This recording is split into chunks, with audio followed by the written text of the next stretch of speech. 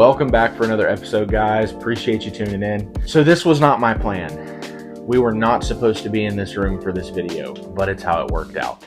I actually was at the lake. I had a fishing rod in my hand, and it just didn't work out. The weather basically told me, no, you're not going to film today, because every minute and a half my phone said temperature too hot or whatever an iPhone says, you guys know. And so I couldn't film. My wife, Kate, ended up pulling out her phone, said, oh, I'll try to film it. Same thing, a minute and a half later, too hot, blah, blah, blah, blah, blah. Wait till it cools down. So that was useless. And yeah, so here we are. But it's okay, it all works out well. We've got a good subject today. Today's video is my 4 favorite baits to throw in July. So without further ado, let's get into it.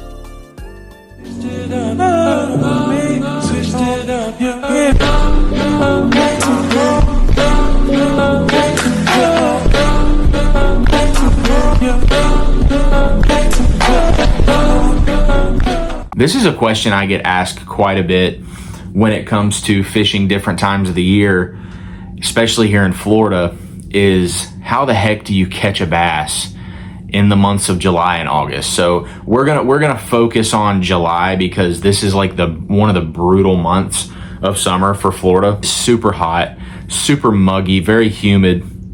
Water temperatures are high, and actually right now in Florida, water levels are extremely low. When those temperatures start to go up and it's just miserable out there, it affects the bass too. So these are my 4 rigs that I absolutely will have on my boat this time of year for catching these bass. And they're not as fancy as you would think. They're old school. My number 1 rig is going to be a Texas rig, okay? Now, I like a big worm during the summertime. Whether it be a ribbon tail or a Cinco, I like something at least 6 inches long. Ribbon tails, nothing but a 10-inch. I'm gonna throw a 10-inch all day. But when it comes to a Cinco, you can get away with a 6, 7, 8-inch. But you know, the bigger worms really seem to get bit, this time of year. And so I like to throw a big ribbon tail, a 4 or 5/0 offset round bend worm hook, 3/16 tungsten. You guys have seen this setup before, just a basic Texas rig setup. I like to peg my weights. It helps a lot. I feel more, I have a little more control, and it helps it also not to get hung up as much if I am fishing a little bit heavier cover. So I like to put a bobber stop or a punch stop, whatever you want to call it, on there. I am running 50-pound Trilene big game braid. You guys know I love the Trilene stuff. So I'm running big game braid on this. This is an 8 1-to-1 gear ratio reel, okay? There's a million different brands that are great. KastKing is wonderful. These little 13 Fishing Origins are awesome. This was not an expensive reel, guys. I think I paid $40 for it on sale. It's been a workhorse for me. The rod, I'm not super picky on brand. I really like Arc rods. This happens to be a Halo. I like their rods too, but I like to throw something 7.3 to 7.6. I like a heavy, fast action rod. You can definitely get away with a medium, heavy, fast action rod, but really I like to stay within that 7.3 to 7.6 range on the length. It just seems to cast better. You get longer cast. If you are fishing heavier cover, you've got a little bit more, leverage to get them out of there. So I like a little bit longer rod, but a Texas rig is amazing. Now, this one is set up for more heavy cover situations. If I was fishing deeper water, so let's say I'm fishing, a point that's got 12 foot of water, and it's a main lake point, I would definitely throw this. But the only difference would be I'm not fishing heavy cover, so I would switch from the braid. I would put on like 15 to 20 pound fluorocarbon. So that's the only difference that I would make on this. Everything else would stay exactly the same, except, maybe the weight, you could go up to a 1/4 ounce, 3/8 ounce if you needed to get down there a little bit quicker. But really, this is like the perfect Texas rig setup. I mean, you have a slow enough fall where it can get reaction strikes. And of course, they're going to see that big honking ribbon tail. So, but yeah, so it just depends. If I'm fishing more open water situation, obviously I'm going to go to fluorocarbon. Heavier cover, grass, pads, even submerged grass, I'm going to go with braid. And especially with the Trilene big game braid, you can't go wrong with it. If you're using fluorocarbon, you're fishing those, open water situations or lighter cover. Like I said, 15 to 20 pound. And I also use the Trilene big game fluorocarbon. It's a great price. It works really well. So that's going to be my number one setup. Setup number two. I don't talk about this bait much, but I've caught a lot of fish on it. And it works really, really well during the summer. And that is a swim jig. Okay. Now, the setup kind of varies. It seems like for lighter cover, if you're fishing around the edge of heavier cover, you're not really throwing into it. I really, really like a medium heavy fast action rod. This is an ARC Catalyzer, 7.2, 7.3, 7.4. Any of those will work. I think this is a 7.3. No, I'm sorry. This is a 7 foot. So yeah, 7 foot. And this rod works phenomenal for a swim jig. The reel, don't be picky about your reels when it comes to a swim jig. I mean, it depends on your situation. If you're fishing super heavy cover, yeah, put on a fast gear ratio reel. But this is I'm pretty sure it's a 7.3 to 1. Yeah, 7.3 to 1 KastKing Sharky 3. Okay. This is also a very inexpensive reel, but yet a workhorse. I've put this thing through heck, and it's still going. I like to throw 15 to 20 pound fluorocarbon. If I'm fishing super heavy cover, obviously I'll throw it on braid if I need that to get through the cover. But most of the time with this lighter swim jig, I'm not really fishing in the heavy cover. I'm more so hitting the outer edges, little pockets, things like that. So my go-to is usually 20 pound. But like I said, you can get away with, 15, 17, 20, whatever you want. But I do like fluorocarbon for this setup. And the swim jig, for me, the lighter the swim jig, the better. I've never liked a heavy swim jig, the 3/8, the half ounce, bigger than that. I never liked any of the heavier ones. A 1/4 ounce seems to be like the sweet spot. And so I like to throw a 1/4 ounce swim jig. There's an array of colors. You can get all kinds of colors. But these swim jigs, I can't remember the name of them. If I can figure out what they were, I'll post them up. That way you can get them as well, because these are great swim jigs. They are 3 of them on Amazon for $9. It's a freaking steal. These things are great. They have good hooks on them. The weed guards on them are nice and kind of supple. They work, but no problem with getting a hookup on this. But yeah, if you're fishing darker water, throw a black and blue, like a June bug color, straight black, something like that. If you're fishing a little bit more clear water, go with a more natural color, green pumpkin or watermelon, something like that. But even a white, if you're trying to mimic shad. But yeah, I like to throw the crack and crawl from Guggen on there.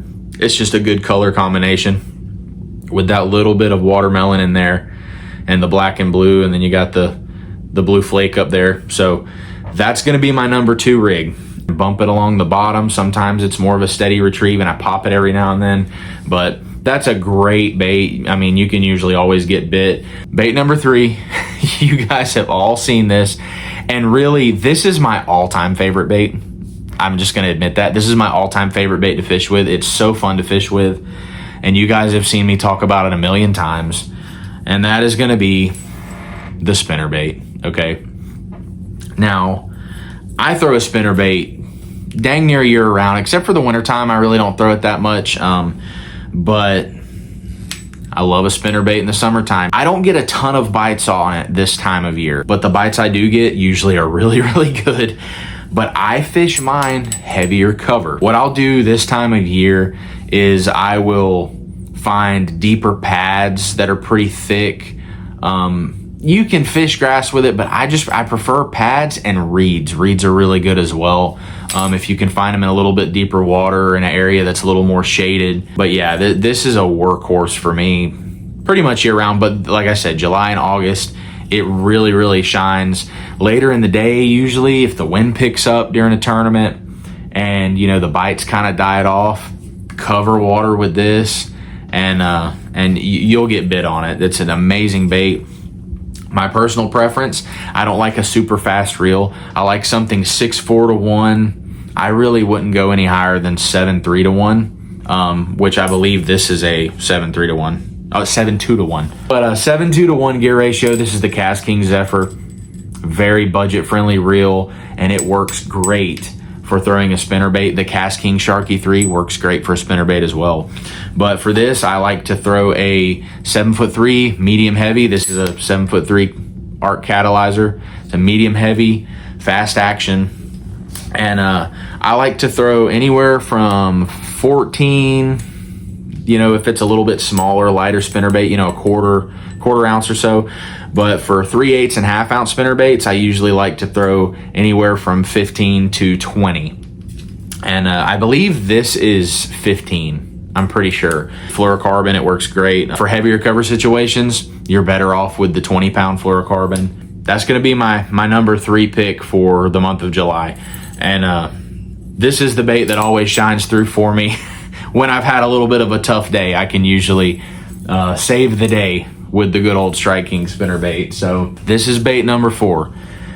This is something, I'm going to be completely honest with you guys, I'm not going to fish it unless I absolutely have to. So if I've tried everything else, if I've fished a Texas rig, in some deeper cover, if I've fished points, couldn't do it, fished a swim jig, couldn't do it, this is going to be what I go with 99% of the time. Unless they just happen to be biting something else.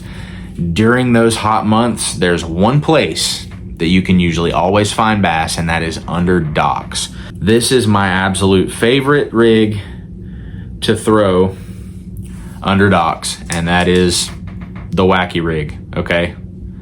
Now, the setup that I use for this, it varies. I'm actually finding that I prefer to skip docks with a spinning setup. I'll throw a 7'2", 7'3", medium to medium heavy. If it's a medium heavy, a more moderate tip on it. If it's a medium, do a little bit of a fast tip, medium fast tip. But this has been my skipping setup for a little while. This is the KastKing Zephyr Finesse. Okay, now this reel is awesome. And maybe it's this rod that is playing with me. Maybe it's a little bit too flimsy for skipping docks, but the last couple times that I had pretty decent fish under docks, I dang near couldn't get them out with this rod. So maybe I just need to up the rod. And usually I'm throwing 30-pound braid. Now this is where I do like 30 to 40-pound braid. Because it's a little bit smaller diameter, I'm usually throwing the bait weightless. So that smaller diameter line, I can get better skips, better cast with the Wacky rig. But then usually I come down to a fluorocarbon leader. Okay, so I've got 30-pound braid here, and I've got a fluorocarbon leader. Now this fluorocarbon leader is a 12-pound fluorocarbon leader, and I have about, 5 foot of leader on this rod. Nico weedless Wacky hook that you can use a couple different styles of hooks. This is one of my favorite setups though, just weightless. I prefer weightless most of the time, especially if the docks are pretty shallow. Now if they're a little bit deeper, I will throw a 16th ounce tungsten weight on there, or you can buy the weighted Wacky hooks, which are another good option. But yeah, I will go skip every dock post on the lake to be able to get a fish. But it works. It does catch fish. It's a pretty good go-to when you're struggling. You can usually get a couple bites skipping up under docks with that Wacky rig. That's going to be my setups for July. I don't get super technical with it. I will say this, most of the time I will try to find an early morning topwater bite, because this time of year topwater still kicks in, pretty good. It's a very small window, so I don't really bank on it too much unless I just find something really good. So Texas rig, swim jig, spinnerbait, and a Wacky rig. It's all you need to fish July. And when it comes to what you're looking for when you're fishing this time of year in the state of Florida with how hot it is, you want to find cover that is in deeper water. So cover that provides a lot of shade for the bass to sit under in deeper water. That varies depending on what lake you fish, but lately I find a pad patch that's in 6, 7, 8 foot of water.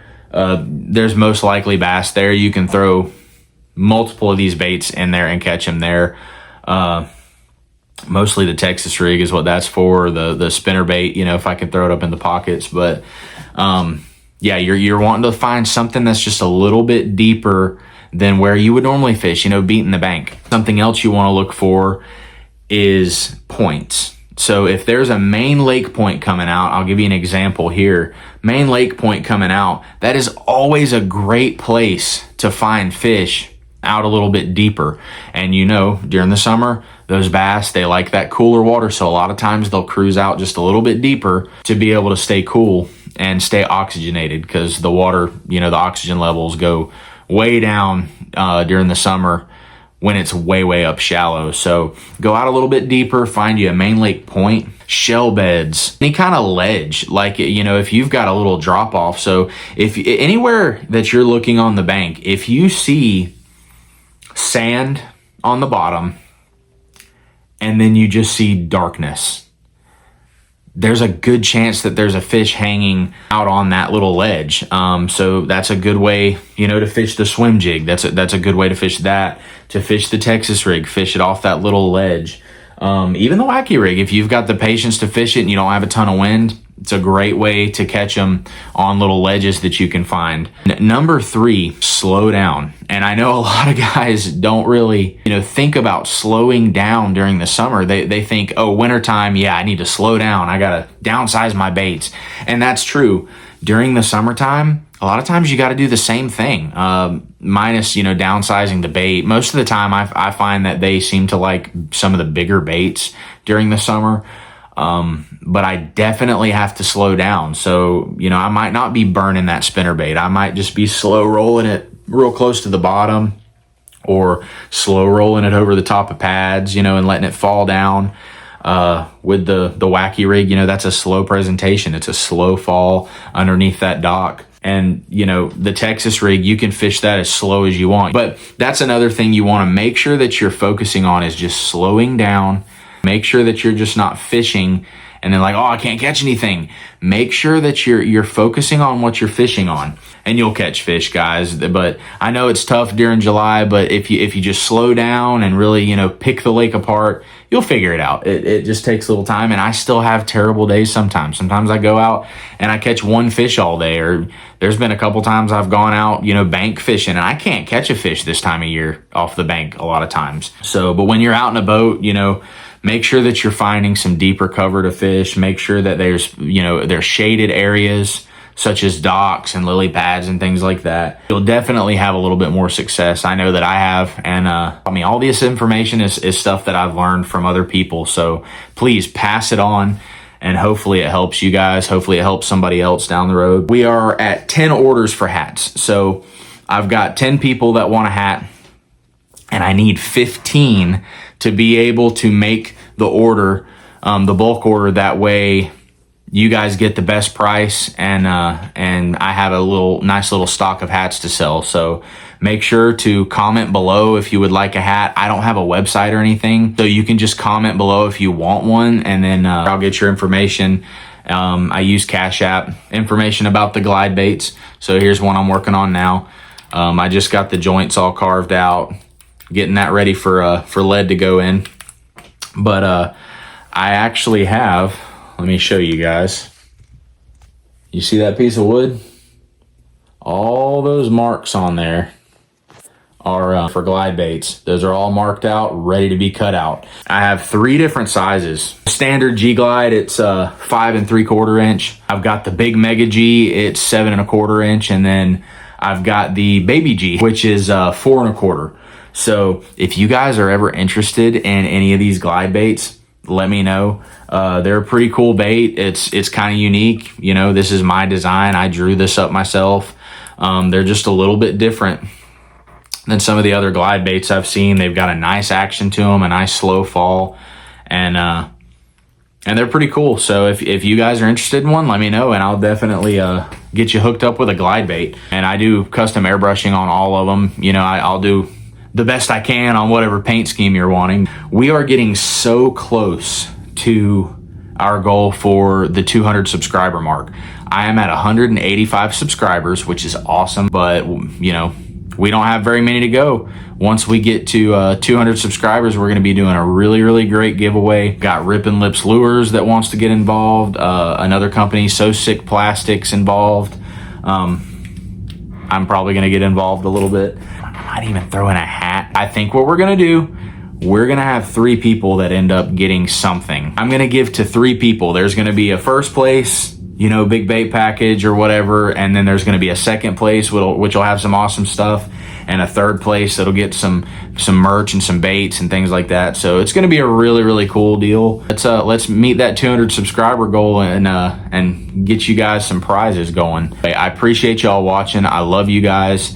If you have any questions about anything I talked about for the July baits that I would pick, let me know. I'll gladly tell you any information that I can about fishing them or what to look for, anything like that. Also, what kind of gear, if you need advice on what kind of gear to shop for, if you're on a budget, let me know. I'm really good at budget shopping when it comes to rods and reels, and they're really great products. So just let me know. I'll be glad to help you guys out. Other than that, stay tuned. We'll see you next time. Y'all have a blessed weekend.